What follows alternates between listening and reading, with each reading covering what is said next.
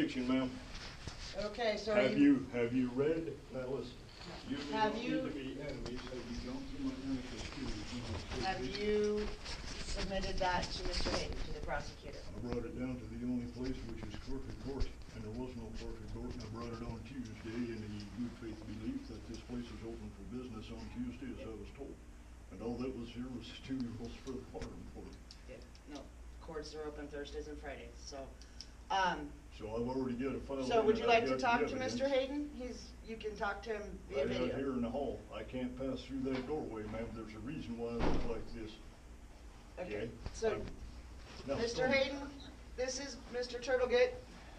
You heard he said he can't enter the courtroom. Would you like to talk to him?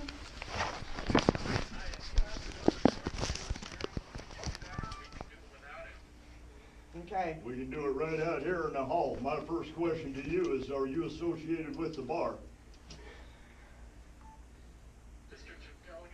Mr. Hayden, answer the question. Are you Esquire? Do you bear title of nobility? Do you want to go to jail again? I want to uphold the Constitution of the United States, Mr. Hayden, and you want me to violate it. That's why you're soliciting my participation in the violation you wish to commit on restraints on alienation. I cannot do that. Okay, so we'll have your hearing. If you want to stand and listen, you're more than welcome to. All right, so on camera, here's what's happening. Step up. Okay. I cannot cross the bar, okay? So what you're going to watch here is you're going to watch a hearing that I'm standing right here refusing to cross because I'm upholding the 1789 Constitution of the United States. Make sure, okay. This is a hearing of what's called in absentia. You will see that Stormy and Clifton Hayden are participating together in a collusion and conspiracy to commit an act of inland piracy, this room being a star chamber. You see that standard flying right there? That's called a star chamber flag, and it is because of the constellary configurations on it. That is a court of emblem. All right. Now, I refuse to participate with that because for me to do so sets me in violation of our Constitution of the United States of America, 1789. So probably what they're going to do is they're going to find me guilty. They're going to find the corporate slave that I refuse to impersonate guilty in absentia here because I refuse to impersonate the all capitals federal slave. Impersonation is a federal crime. If I was foolish enough to commit an impersonation, I could be put away for 20 years. Whatever I have to face, I will have to face because I refuse to commit a crime. Okay, so they're going to talk over top of me, and I'm going to keep talking right on through it, or we can view and listen, if you would like. You all know my purpose, and what I have here behind this is my little booklet of the 1789 Constitution. This sign for no trespassing, under penalty of law. Want to listen?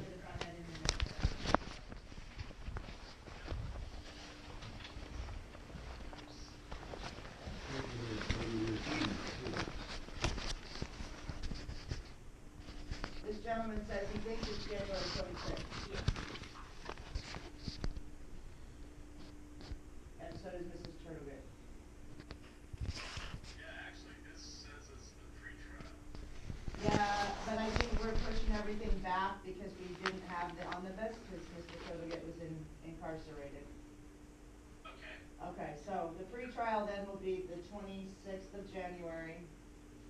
And we will do, at that point, we'll determine if it's going to bench or jury, but we will push the trial date It's to going to jury. February. I refuse bench on the record. This will be jury trial by a jury of those that know me, purpose of the word peers. Okay, so Mr. Turtlegate from the hallway says that he's requesting jury trial, so that's fine with the court. It'll be February 16th, I believe that's a Thursday. I will tell you in just a second. Right. Got that one moved up, and then you want to go to February what for the jury trial? 16th?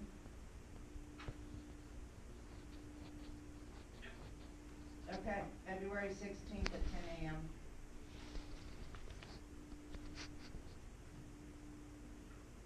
Okay. All right. So then, this case will go to pre-trial on the 26th of January. All right, thanks, Judge. All right, thank you. For the court I'll record, call you back for the other one. that is acceptable All to right. me. Bye. I will work with that. But Stormy will have to take me as a prisoner of war and make me under threat of duress and coercion cross through this Thank door. you very much. We'll see you on the 26th. Okay. Yep. I will try. Thank you very much. Now, Stormy, Yes. I'm not your enemy. No, I know that. All right? I'm asking you, please, with great honor, give great credence to that work of amicus curiae and all the exhibits and addendums I have filed. If you're holding in your hands, you have a good amount of time to work through it. I will do that. Do you have my phone number? I should. Let me double check. You should. Yes, ma'am. I do not. What is your phone number? 599 Uh-huh. 6299. Okay. As you work through that stuff, you're just about bound to develop questions. Do yourself and me the honor, just briefly write down your questions, and please feel free to give me a call. I'm not talking out of my hind end or just making stuff up. Okay? You have a chance, standing here in the form of me, in this area of yours, to oversee one of the greatest cases out of one of the simplest appearances that there is. I've been through this is the 12th time. I know of which I speak. I'm a very studied man. Don't let Mr. Hayden sabotage you. He will. Be very aware. Please, man. Don't fall for it. Thank you very much. Have a wonderful day. Yes, Happy you New Year. too.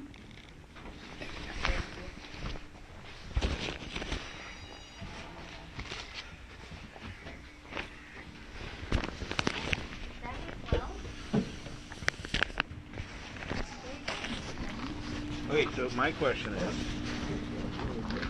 there was not the setup that you were talking about with the bar cross. Threshold, it's imaginary. Okay. The line in the sand is imaginary. And the flag was not with the gold fringe. That's right. No, it didn't. It's still a star chamber. Okay. That doesn't make any difference, okay? When the gold fringe is around it, you're seeing corporate mayoralty, or maritime is what you're seeing. Corporate maritime, which means a law of the sea as if it were over the land. That is a land flag, but what is on the land? The full study of history reveals that is the standard of a star Where do we chamber. go for breakfast? A star chamber Yeah, is that's a court exactly of, what well, we were let's finish this there. And now, say we- we're on the record now. Okay, so we're here with Ernie, Montana's Natural Man. We've just been to an omnibus hearing.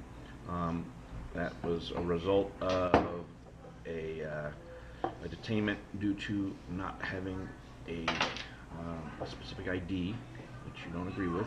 Tell us what happened. So with the omnibus hearing specifically, recap that, and then tell us what's going to be happening next. Okay.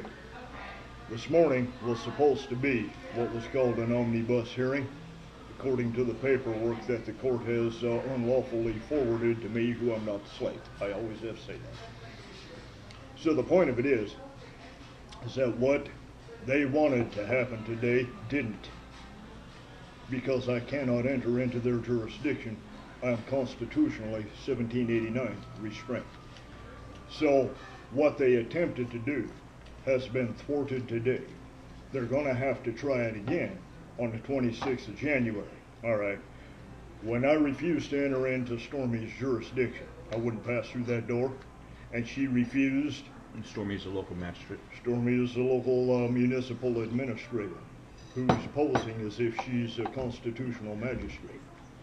Okay. When I wouldn't enter into that jurisdiction, and I told her she would have to take me as a prisoner of war on the record, she made no comment. I don't know what'll come out of that. We'll see in time. It'll play out in the course of time. That's about all I can say there. I don't think she heard you. So Maybe she didn't. It'll come up again, believe you me. I've been through this. This is the 12th time. So, what they wanted to happen today was she should have read whatever charges called allegements that the state is trying to make against me. She should have read them, and they were expecting me to be complicit with their commission of violation of restraint on their alienation. And she expected me to pass through those doors under threat of duress and coercion of, you heard Clifton Hayden, who wouldn't answer the question if he was bar, carried title of nobility, was an esquire or not, because he's guilty of all three. So, Okay. who is Clifton? Clifton Hayden is posing as court counsel. He's there to sabotage Stormy So- and me if he can get it done. So he is for the prosecution or your defender? He's prosecution for the state. I have no defender. I refuse all their proposed actors, and I speak for myself. I present myself in, of, and as I am. I am that I am. That phrase? That's all that I am. That's it. Okay. So she and Clifton conspired and colluded together, in spite of there being filmed evidence of me standing right at the door without passing through that door and crossing that imaginary line on the carpet that your eyes can't see, but she claims that's where her jurisdiction begins. So that seam of where the two carpets in the hallway and her door come together, that seam would pass for the imaginary bar. The bar is a little spit of land. In the hall where I stood, I'm on dry land. If I pass over that jurisdiction, it would be as if I went out to sea, and it would become a sea trial for naval personnel or marine, which is not me. I am a landed state national. So let me ask you this. Is there a legitimate court in America that you could cross into and have proper jurisdiction? Not that I'm aware of. What would be the qualifications for that? Oh, too lengthy for what little time we got here, but it would have to be a proper, a true to the letter, 1789 constitutionally arisen, founded, based, and backed court of common law. That is the law form that is pertinent to the jurisdiction of a state national American, which is what I am. It is common law.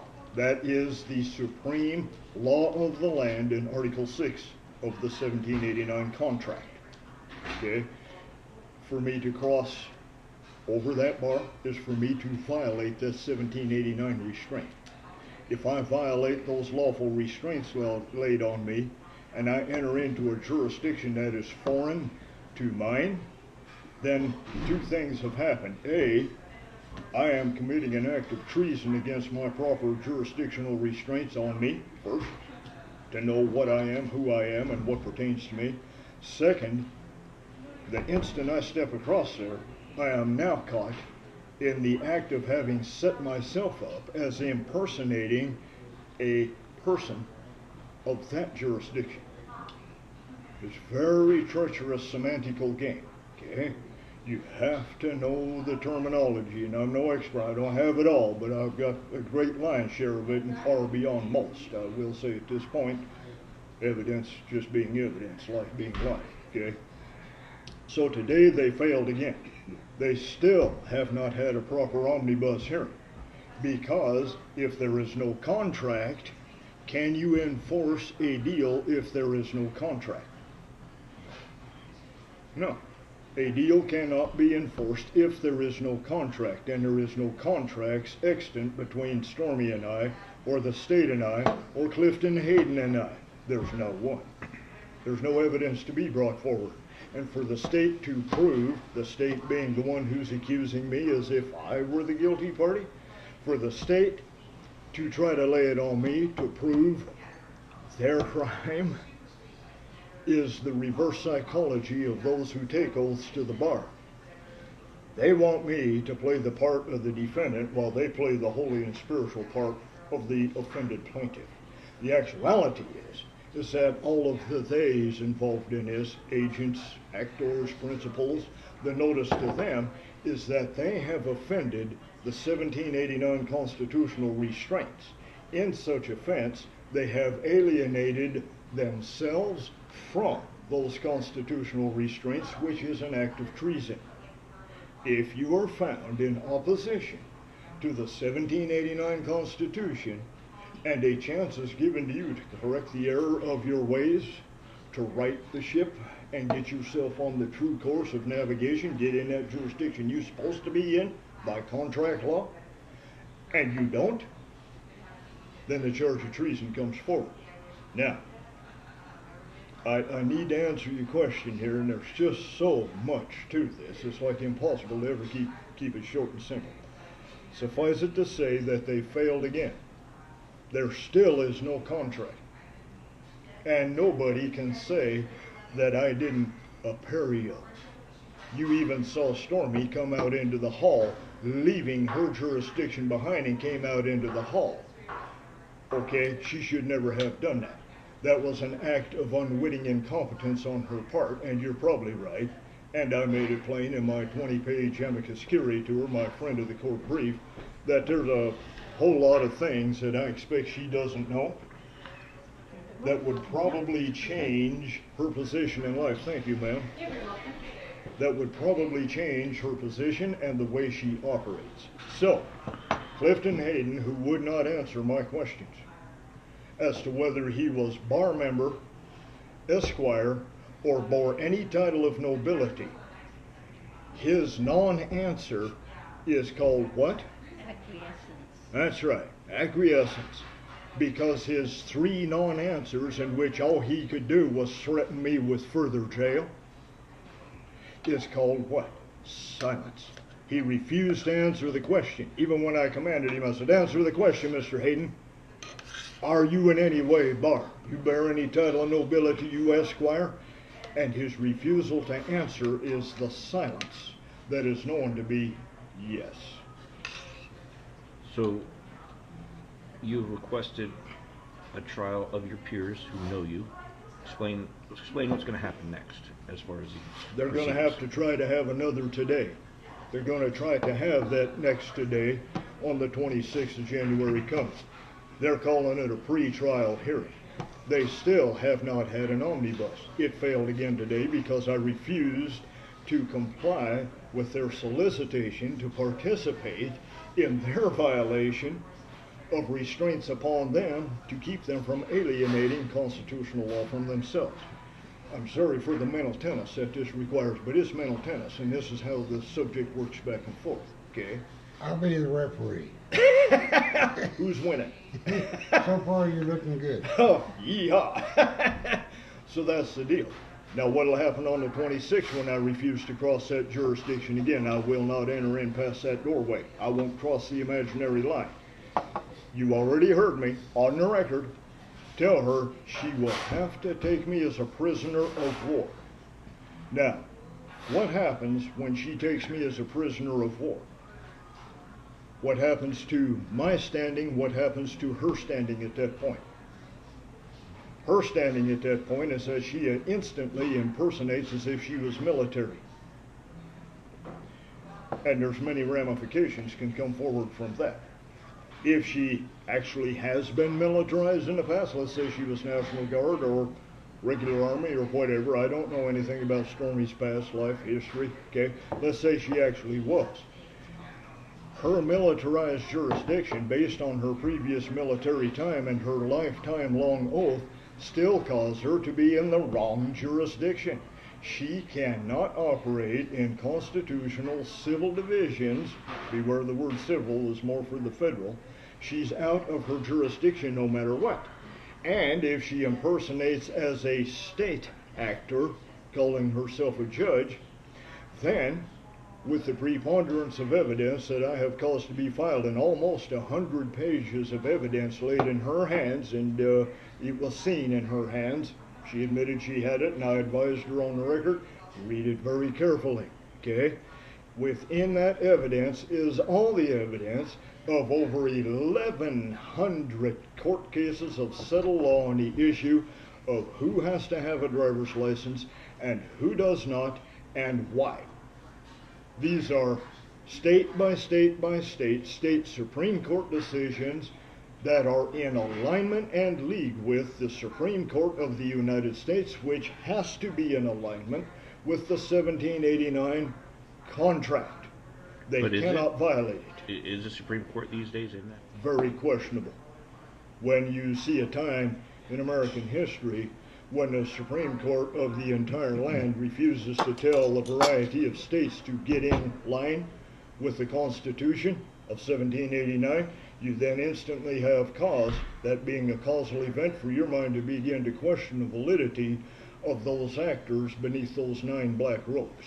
So, was there ever a time, I mean, other than the 1869, is it 17? What's the year again? 1789, I refer to that because of ratification. Okay, so was there a time that type of court was in existence Yes, it in was. America? Yes. And when was the last time that would be? The standard you saw around my shoulders this morning Yes, sir. is the standard of civil peace pronounced by President Benjamin Harrison, first time proclamation in regards to the foreclosure of the Civil War on the 2nd of April, 1864. He announced peace upon the land. He didn't say peace at sea, peace upon the land. Until that point, roughly somewhere around I think it's late 1865, early 1866, that standard was the standard that was flowing. And if you pay attention, those of you that watch TV and what have you, get the old movie of North by Northwest, the old black and white with Cary Grant in it, who's on the run for being framed for a murder he didn't commit. Or is it Northwest Passage?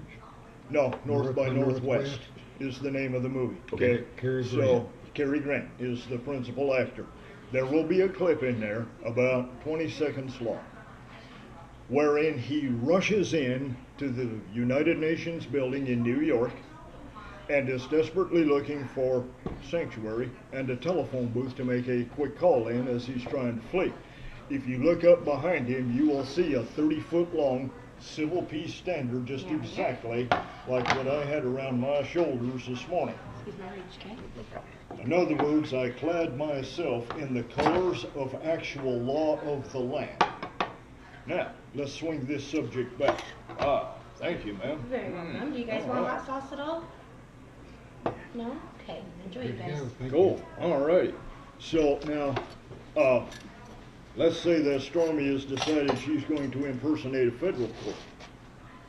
That's fine. If she wishes to commit impersonation, that's her business. I don't recommend it to anybody. She better know what happens when you impersonate something.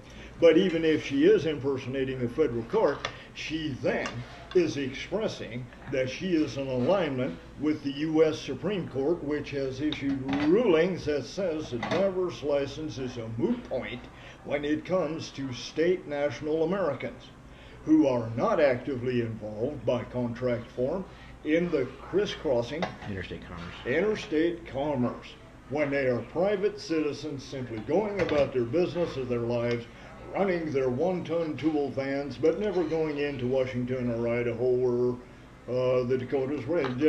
They take care of their business at home. It's in-state, okay? They are not required by U.S. Supreme Court ruling to have a driver's license. Now, I want to make something clear. My issue is not with being tested and found fit to be competent to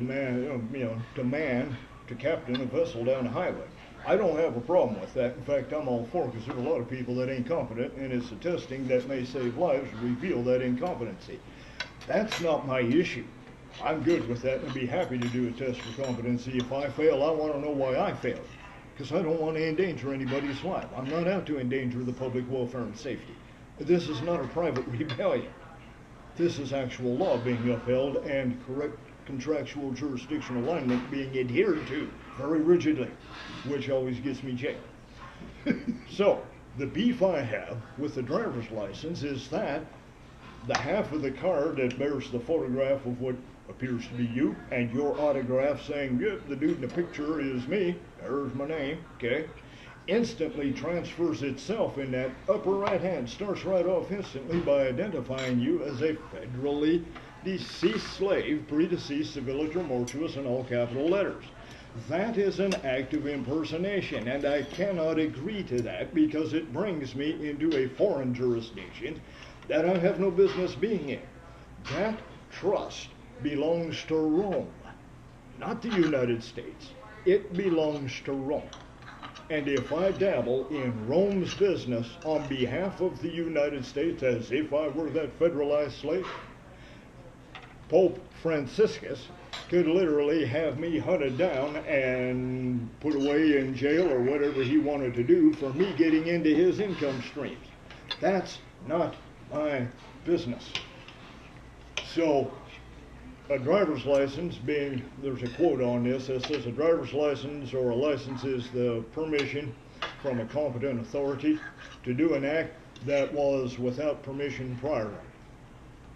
Well, you have to know on the subject of psychology how things are imagined as to be something. We imagine that we're sitting in a room. You look around you and it appears to be tangible. You think you see colors, but it's all sound. It's all a variety of sounds that are operating at frequential speeds and vibrations. Such speeds and vibrations are intermingling and locking it together to such a degree that it appears to become a solid. Okay? My point for all this is this. That which appears to be is not what it actually is. The appearance of law as if it were law is the presentment of a code in which you're expected to believe that's law, and by God, you better uphold it because that's what Jesus would do. Now, that's not what Jesus would do. Jesus would do what I do and question the crap out of them and then go his own natural and normal way without carrying any contracts that swing him into violation of actual law. Impersonation causes harm. It's slander. It can lead to tortious suits at law in which equity can be deprived of you, and your equity, your most valuable equity, is the breath in your lungs. Second is your name. Okay? So we'll see where this goes. I'll bet you next time that there's a couple militarized officers of police waiting down there, and I'll bet you they're going to try to arrest me on the spot, force me either in or right into a cruiser, either into the room or into a cruiser, and threaten me with arrest and coercion and stick me in jail again. 30 days contempt of court is possible.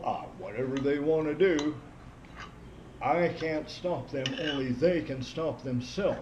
And the only peaceful thing and lawful thing I can do is forever stand rigidly and unbending and unyielding on principle.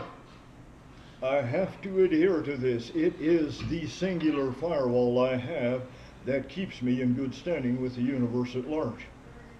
And it is the singular firewall that keeps all them, like the wildlings, on the other side of the wall. I'm the one that's civilized, and they're the ones that's behaving like beasts.